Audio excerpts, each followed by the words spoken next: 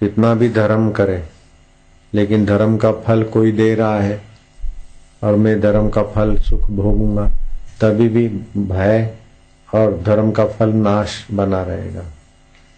कितना भी धन वैभव कमाए, लेकिन ये चला ना जाए और ये सुविधा मेरी बनी रहे, ये भय बना रहेगा, वो तो चला जाएगा, शरीर भी बीमार पड़ेगा, सुविधा भी चली जाएगी।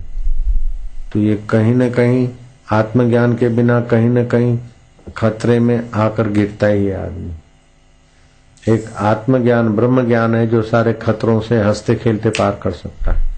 मंसूर शूली पे चढ़ रहे हैं और दुख नहीं, खतरा नहीं।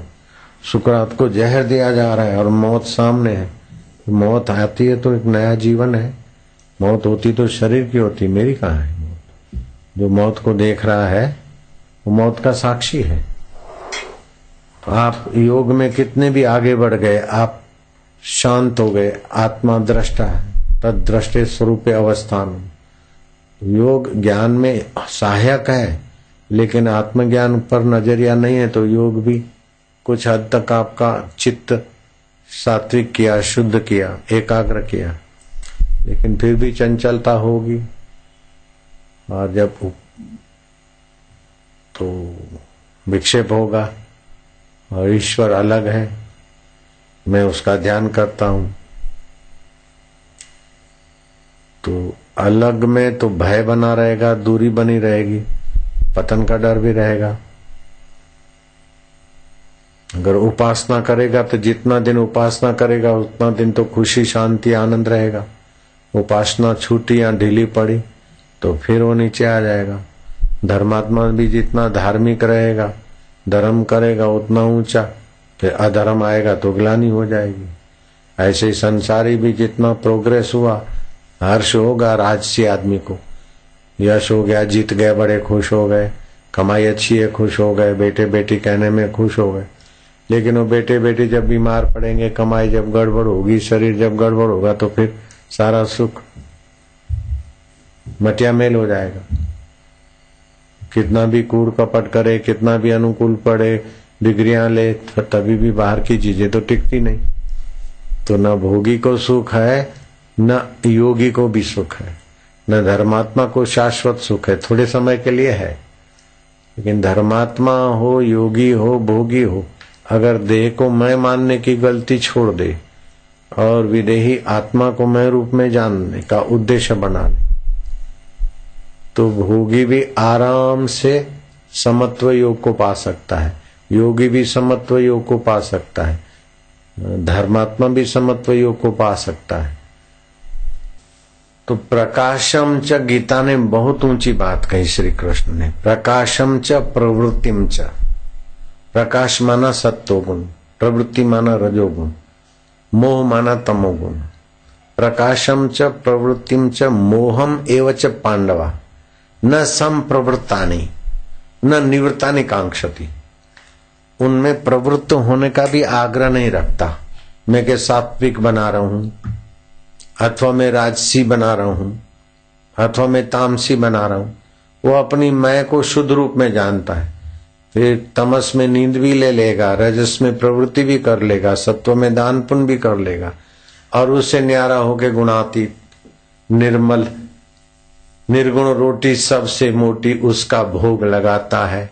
निरंजन वन में साधु अकेला खेलता है। एक ब्रह्म व्यापक सर्वत्र, जैसे एक ही आकाश अनेक बर्तनों में, अनेक चीजों में, अनेक, ऐसे अपने चिदाकाश स्वरूप को जान लेता है। वासुदेव सर्वमिति, यही आत्मा ब्रह्म स्वरूप है। तो वो कर्तव्य करेगा तत्परता से, लापरवाही नहीं रहेगी। तो तीन सिद्धांत पक्के हैं वैदिक। एक तो वासुदेव सर्वमिति, दूसरा ये आत्मा ब्रह्म रूप है, और तीसरा जिस समय जो अपना कर्तव्य है, कोई काम छोटा नहीं है, कोई काम बड़ा नहीं, जिस समय जो काम करते पूरा तत्परता से करें। झाड़ू लगाना भी कोई कम सेवा नहीं है। शबरी भीलन देखो,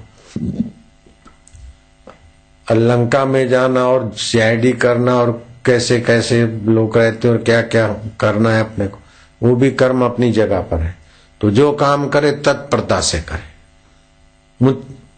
उगताय मन से ना करे कि मेरे को तो साधना करनी है, अब साधना करनी तो बुगले, साधना करनी तो ये जो सेवा है, स्वार्थ रहित जो कर्म है, ये क्या असाधन है क्या?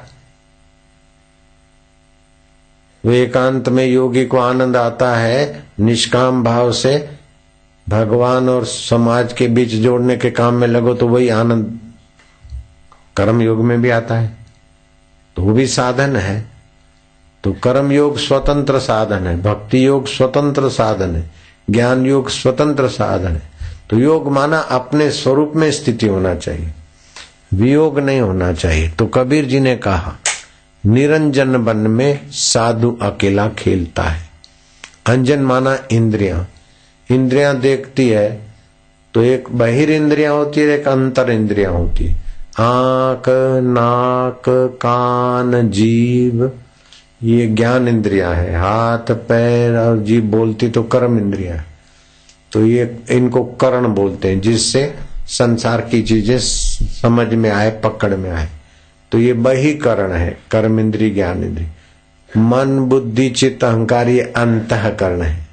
भूख प्यास अंतःकरण से पता चलती है, नहीं, भूख प्यास की अंतःकरण से पता चलती है। बीमारी की भी आंखों से पता नहीं चलता है, अंदर से पता चलता है। तो इसे अंतःकरण से और भी कई पते चलते हैं।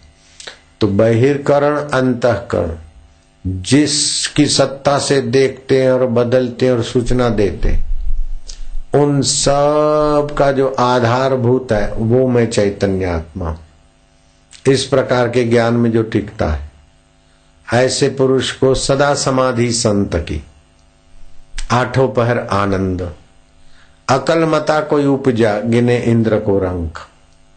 इंद्र तो नाच गान हो, गंधर्व गाए तब सुख मिले, लेकिन वो अपने सदा सुख स्वभाव में रहता है। योगी की समाधि लगे तब सुख मिले, धर्मात्मा का धर्म संपन्न हो तब सुख मिले, भोगी का भोग संपन्न हो, फिर चाहे सत्यानाश हो तब मजा आए। लेकिन बाद में तो भोगी की हालत बुरी हो जाती। लेकिन आत्मवेता की कभी हालत बुरी नहीं होती, अपने आत्मानंद में मस्त है, करे वेदांती खेल। मोह कभी ना ठग सके, इच्छा नहीं लवलेश। पूर्ण गुरु कृपा मिली, पूर्ण गुरु का ज्ञान।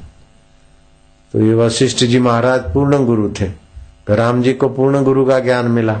तो राज्य अभिषेक की शहनाइयां बज रही है, कौशल्या माँ दान पुण्य कर रही है, मंगल मना रही है। सीता जी विधि विधान के अनुसार ब्राह्मणों को जो भी कुछ लेना देना हाथ व्यवस्था कर रही। और एकाएक हादसा हुआ कि राम राज्य नहीं होगा, वनवास जाएंगे।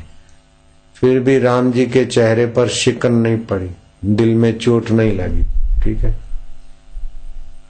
लक्ष्मण जरा थोड़ा नाराज हुए, लेकिन राम ने कहा तृष्णा वैतरणी नदी है, इच्छा वासना, क्रोध बड़ा शत्रु है। भाई श्री राम राज्य के बदले राम वनवास, इस सिद्धांत को जिसने भी चलाया, चाहे पृथ्वी पूरी हो, मैं एक हाथ में एक पत्थर का ढेला और पूरी पृथ्वी को मिट्टी का ढेला समझता हूं और उसको छिन्न भिन्न कर सकता हूं। आज्ञा दीजिए भाई श्री। राम राज्य में कोई विघ्न हम बर्दाश्त नहीं कर सकेंगे, किसी विघ्न को टिकने नहीं देंगे। लक्ष्मण तुम्हारा भाव तो ठीक है, लेकिन क्रोध न करो। ये वाहवाई और भोग और पद ऐसे हैं जैसे तप्त तवे पे पानी की बूंद, दिख दिख के विलय हो जाए। चुनाव चुनाव चुनाव, 5 साल कोई मंत्री बने न बने, पहले के मंत्री कहाँ गए बेचारे। अभी के मंत्री भी 5-10 साल के बाद बेचारे कहाँ होंगे। ये तो ऐसे इस जगत का भोग है, हो के विलय हो जाए। इसीलिए अपना योग न भूलो, जो सदा अपने साथ है, अपना आपा है।